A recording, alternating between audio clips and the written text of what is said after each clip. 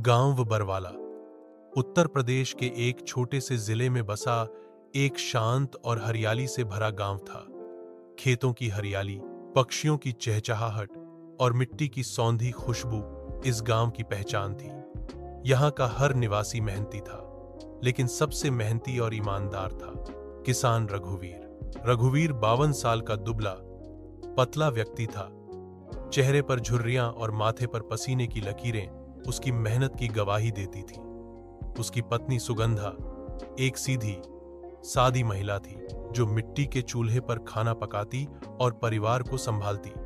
रघुवीर का एक बेटा मनीष, जो गांव के सरकारी स्कूल में कक्षा 8 में पढ़ता था।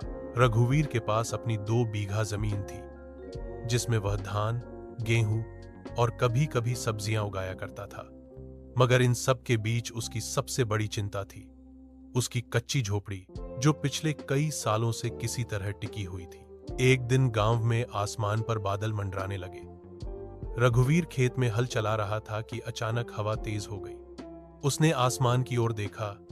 लगता है इंद्रदेव नाराज हैं, उसने मन ही मन कहा। शाम तक तेज बारिश शुरू हो गई। बिजली कड़की और तेज हवाओं के साथ पानी झमाझम बरसने लगा। गांव के लोग अपने अपने पक्के मकानों में छिप गए, लेकिन रघुवीर की चिंता और बढ़ गई। सुगंधा, झोपड़ी की छत से पानी टपक रहा है, रघुवीर ने घबराकर कहा। मैं बर्तन रख देती हूं, बस भगवान से प्रार्थना करो कि झोपड़ी गिर न जाए, सुगंधा बोली। लेकिन बारिश रुकने का नाम नहीं ले रही थी। रात भर तेज बारिश होती रही। रघुवीर की झोपड़ी की दीवारें गीली मिट्टी से बनी थी, जो अब गलने लगी थी। रात के करीब 2 बजे अचानक झोपड़ी की एक दीवार भरभरा कर गिर गई। मनीष की चीख निकल गई। बाबा, बाबा! रघुवीर तुरंत बेटे की ओर दौड़ा और उसे उठाकर बाहर ले गया। फिर उसने सुगंधा को भी झोपड़ी से बाहर निकाला। पूरा परिवार अब तेज बारिश में ठंड में कांपते हुए खुले आसमान के नीचे खड़ा था। रघुवीर की आंखों में आंसू थे। उसकी मेहनत से बनाई गई झोपड़ी, जिसमें उसने अपने जीवन के कई साल गुजारे, अब मलबे में तब्दील हो चुकी थी। सुगंधा ने कांपती आवाज में कहा, अब हम कहां जाएंगे रघु? रघुवीर कुछ बोल नहीं पाया, केवल चुपचाप आकाश की ओर देखकर आंखों में दर्द और उम्मीद की एक साथ आभा लिए खड़ा रहा।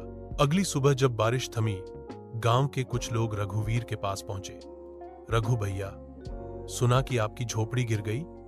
मोहन काका ने चिंता से पूछा। हाँ काका, अब तो सब कुछ खत्म हो गया लगता है, रघुवीर ने टूटे स्वर में कहा। ऐसा मत कहो रघु, हम सब गांव वाले मिलकर कुछ करेंगे।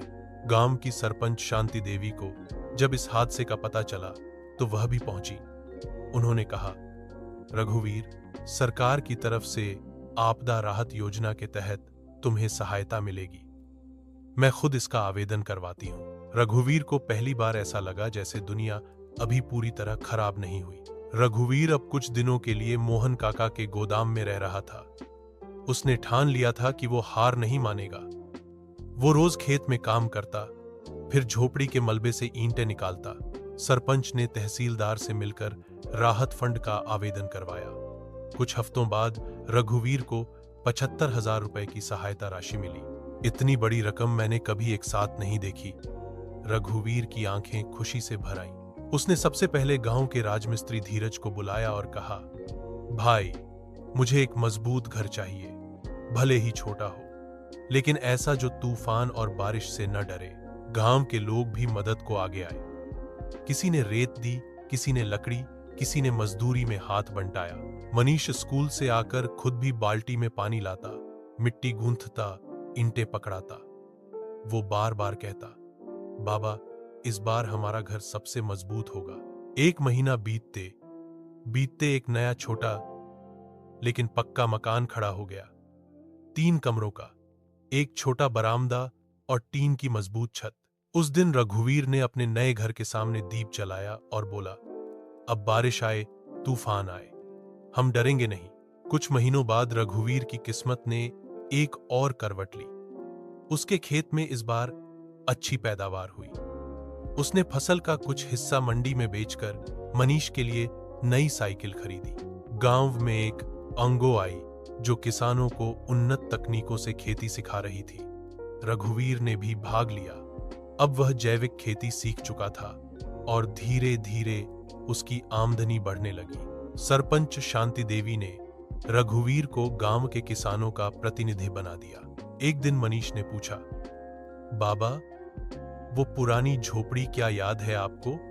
रघुवीर मुस्कुराया। वो झोपड़ी ही तो थी जिसने हमें गिराया लेकिन फिर खड़ा भी कर दिया। रघुवीर की कहानी अब गांव के स्कूलों में बच्चों को प्रेरणा देने के लिए सुनाई जाती है। लोग कहते हैं, अगर कोई इंसान मुसीबत में भी उम्मीद का दीप जला सकता है तो वो है रघुवीर जैसा किसान। अब गांव का हर बच्चा जानता है कि मेहनत, ईमानदारी और हिम्मत से कोई भी झोपड़ी महल बन सकती है। बस विश्वास जिंदा रखना जरूरी है। तेज बारिश ने उसकी झोपड़ी तो गिरा दी, पर उसका हौसला और इरादे और भी ऊंचे कर दिए। रघुवीर अब केवल एक गरीब किसान नहीं, बल्कि एक मिसाल बन गया है, जो कहता है, वक्त चाहे कितना भी खराब हो, अगर दिल में भरोसा हो और हाथों में मेहनत, तो कुछ भी असंभव नहीं।